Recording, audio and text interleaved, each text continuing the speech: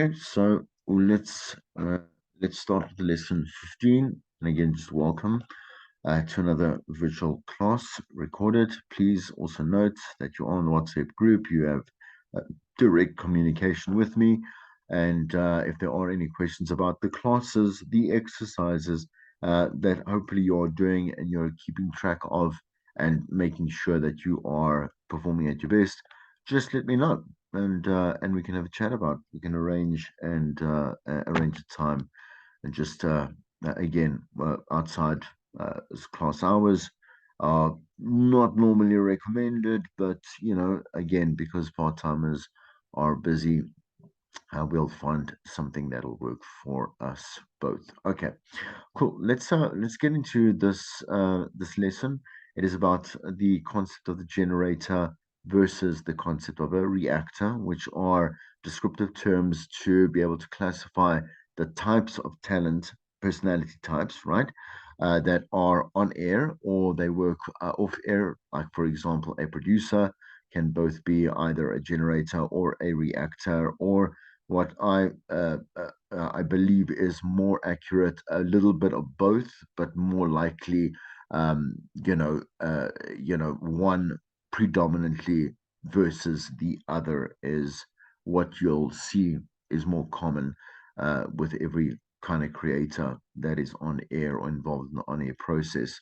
So generators, let's go according. This is to Valerie Geller, and the reference is in your book. Again, just there are the pages and the chapter 2, are you a generator or a reactor, of Beyond Powerful Radio. Okay, so he or she can easily work alone or is a part or as part of a team, which doesn't means kind of they can kind of do everything, right? But I'm going to explain this a little further. They can visualize original ideas. They have a strong independent imagination. And they come up with many topics on an ongoing and kind of an infinite basis, right? So true generators are rare and can be the life of the party. Please, not a literal party. Like, you understand, like, just I'm going to take this to a professional level and know that like a generator. So I will classify myself as a generator. Super, like I say, I've said to you in previous lessons, in the previous one, specifically, like, I'm very creative. I have no problem coming up with brand new ideas. And like, the blank page is not, it's not intimidating for me or to me.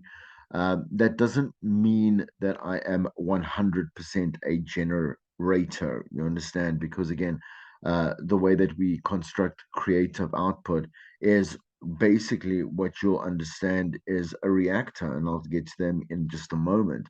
But if you are someone who is just like, again, immensely creative, likes to really come up with just new angles and again new ideas and really I mean, you thrive off that type of behavior, then you're 10 to 1 majority more classified as a generator.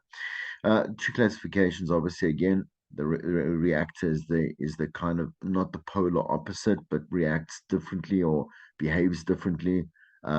So they are creative individuals too.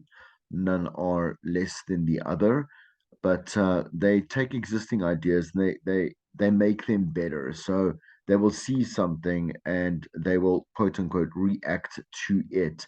They're also very good as co-hosts, for example, or in a co-hosted environment. So there'll be a spark of conversation. They'll add very fruitful and very rich conversation to like the on-air elements. They can pick up on remarks, comments. They get be quite funny and quite witty as well. Whereas the generator is not, again, to start going into depths of personality traits is a little inaccurate, but 10 to 1, they are a little bit more on the conservative side when it does come to like having this more outlandish personality that's very spontaneous, which is more like what a generator does. They feed off their environments. They more purely extroverts than anything else. They respond with insightful or witty remarks. They work best with other people, and really don't really. I mean, they get stuck and they get demotivated when they are put to work on their own. That's what I'm saying to you. They're more extroverts. Extroverts really thrive off the fact that someone is watching them, they're listening to them, and they love that. They genuinely are at their best in a more social setting, right? So generators, again, these are the differences. Have lots of ideas, lots of energy too, continuous creative energy. Take huge risks and worry about it later. So, like, they want to try out new ideas. Let's do it. Let's do the most responsibly constructive approach to like a high risk idea, but it can obviously have high reward as well. They can sit alone in a room and have lots of ideas. Again, it's kind of repetitive, I know, but just kind of like picture them in their natural habitat to understand a generator versus a reactor. Again, quick responses to stories, memories, anything kind of sparks them off, and they will lead well afterwards once they have an opening for.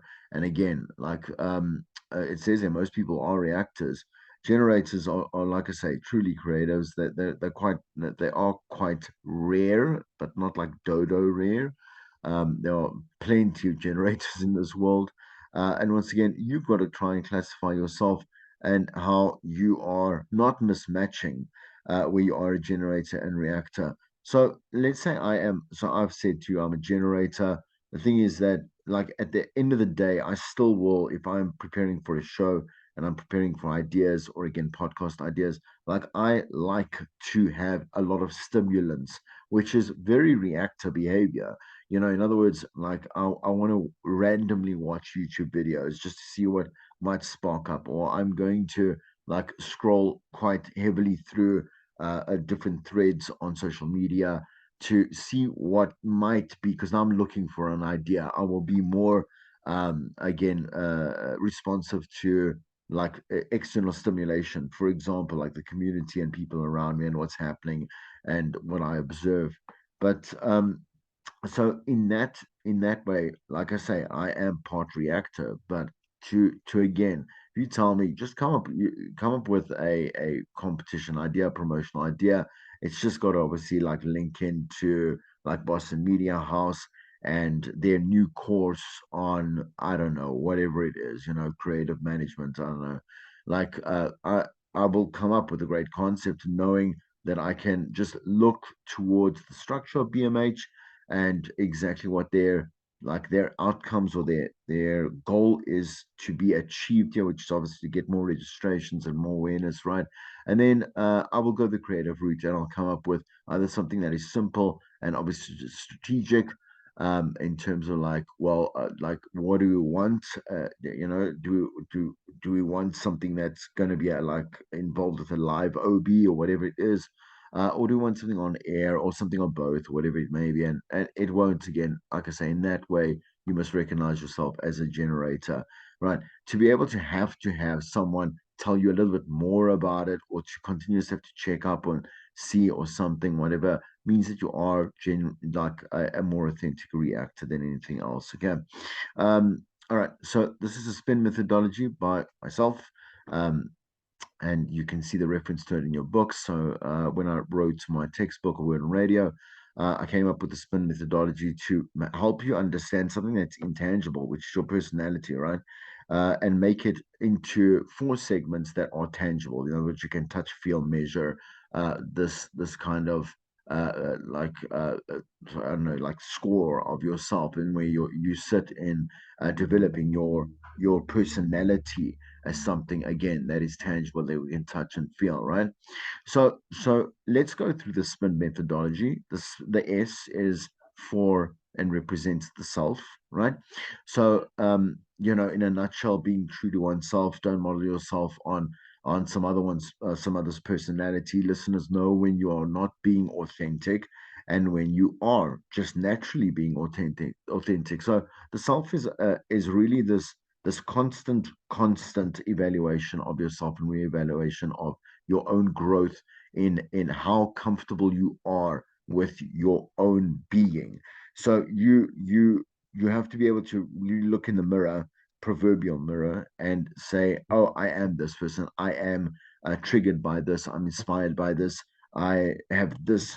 These are the great aspects of my personality. Like I'm very magnetic, very charismatic.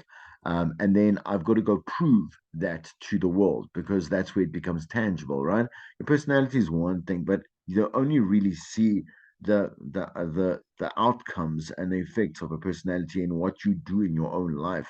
So you can see a measure of the self in the quality of how it is that you interact with the world around you and use that knowledge of yourself to be able to obviously act in a much obviously valuable, a much higher quality, I say, like involvement in the world around you, and obviously the things that you are part of a process of. So that is the self, the S in spin. P is your personality. So as you might think that that is close repetition to the self, it's not. Self is holistic, where personality is very. It's a calling to be on air, to be a personality that is magnetic on television or in any kind of way as an influencer, like a brand ambassador that has to use that again that kind of magnet towards an immediate connection to people that you will never, ever, ever 10 to 1 meet in your life. And that's kind of a tall order. Everyone has a personality in life, obviously. I mean, there's no one that doesn't, even sociopaths, as I say, that have very apathetic nature to hurting people or in making them joyful, or they don't really care. Like sociopathic behavior is like I say, a mental instability. I've said this before as well. They still have a personality at the end of the day. The most boring quote unquote person in this world has a boring personality, right? And the thing is that that is also the way that you cultivate and you grow that personality and really are like you have your on button, you like the like like you switch on a light, right? You got to have that bulb on to switch on that personality, and you can switch it off at any time too. Like to be larger than life is what an entertainment personality, an entertainer has to have. Like you have to know how to switch that on and be larger than life. Because the thing is that you are a voice for well, I mean, thousands and hundreds of thousands of people that exist out there, you are taking on a communication role. And that means that you have to be noticeable, right? And it has to have longevity. In other words, if you are a shallow person, like people will recognize it quite quickly as they would in real life as well. And you just won't make it. You won't be interesting. People will not find things that you say interesting at all. And personality is built primarily on experience as well. So what take the world around you. You don't have to be older to have a better personality just because of experience that you've been through, but it's a way that you decide to take value in experience and really like bank those moments and again translate that into something that is something that you can touch and feel at the end of the day. Putting the I in. So this really has to do with your ethos, your own personal ethos, and that means how you want to decide to do things in life, right? So, for example, your attitude to your work investment, right? So are you a hard worker is one thing. Are you a hard, valuable worker is another thing. It's like passion obviously brings that. You have to make sure that you are surrounded or you surround yourself by, and with things that inspire you and keep you passionate. So even when the world around you has nothing to give you, like you best be able to know how to put your own eye into the you part so that you can operate and as a creative you need that click, like you need that click and that boost to get you to be, like I say, really like you're all in, like you have your own buy-in. You can't always check your ideas with other people. That's not how this works. As a creator, like your profession is to be creative. So your ideas have to land. And that again is done with dedication, hard work, putting the eye into. Um, and the end being natural, man, that is something that is again being on organic radio personality, something that a lot of people struggle with because of that kind of like they get a mental block when they get into studio and behind the mic and start to talk like in a different way with very, we say to you, you have to be like your articulation has to be clear and your pronunciation has to be clear, and that's true, yes, sure, but it doesn't have to change the way that you speak all of a sudden just because you're now putting some emphasis into what is part of your skill set. Again, delivery, like voice control, voice exercise, like that type of thing that again makes you a better, clearer, and again, your diction, um, again, also like your understanding of vocab and your grasp on vocab and of concepts and ideas, like you these are all skills. But the thing is, at the end of the day, like you have to be a real person, and an organic personality is actually really a treasured, like something that we need to treasure, and we do treasure in the industry itself. We have some people like one of our, well, like I worked very closely. We were very close friends as well, while we worked as well together. So myself and Stacy, as we had the 7 to 10 together. Stacy, I must tell you the anecdote just quickly. Stacy was someone that KFM back in the day then found off the streets. So she was 19 years old and got onto commercial radio. The thing is, the feat is great on its own. Stacey didn't have time to actually deal with, she also didn't understand the concept of inorganic radio. So the way that delivery came through was literally the way that you heard her on radio is the way that she is like in real life, right?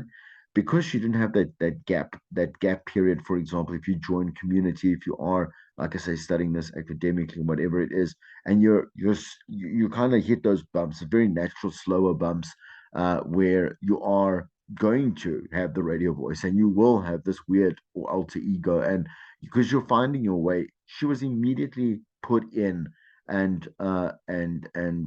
put to the test. In other words, she didn't find it at all difficult because again she didn't understand the full capacity of what radio actually and it encompassed, right?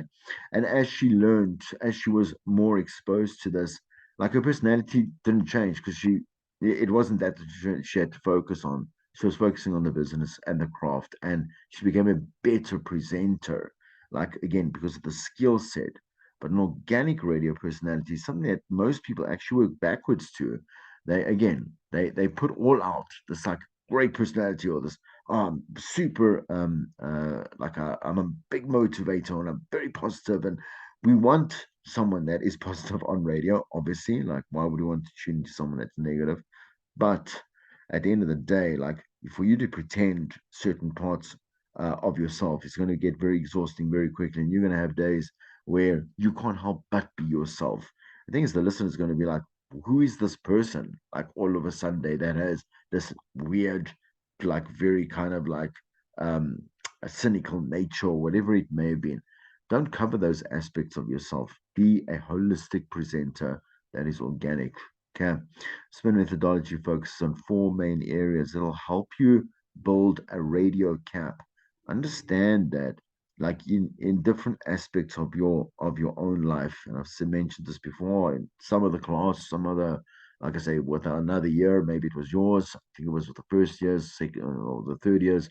Um, like you are like I'm a brother, but I'm also a colleague, and I am a son, and I'm a friend, and maybe you don't want to hear it, but also I can like I'm a lover or whatever it is.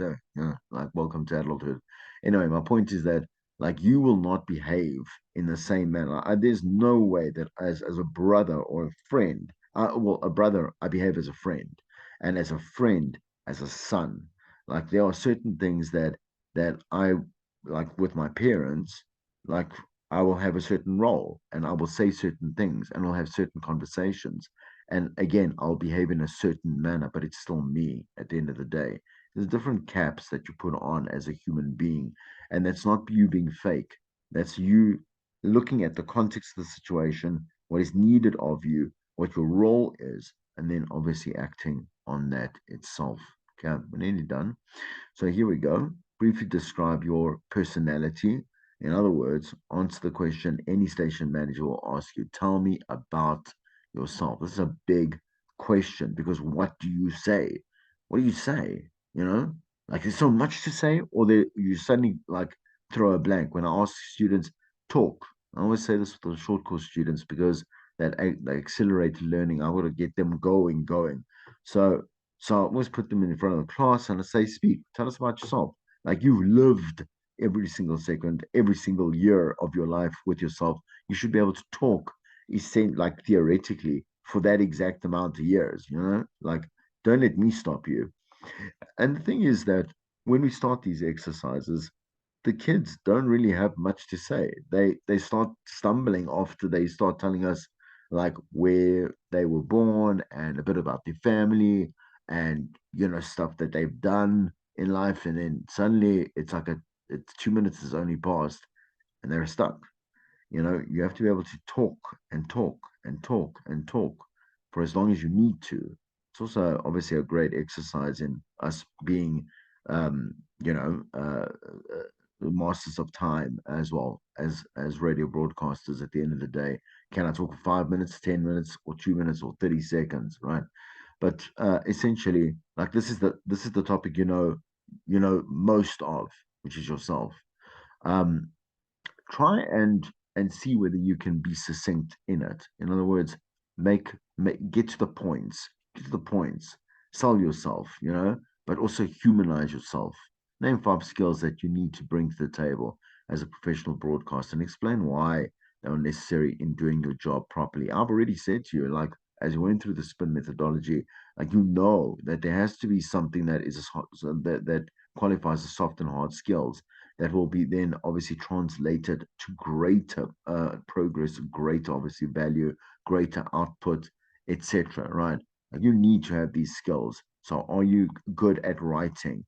Like, are you like man so again, like, are you great at managing stuff, like a great leader, that type of stuff?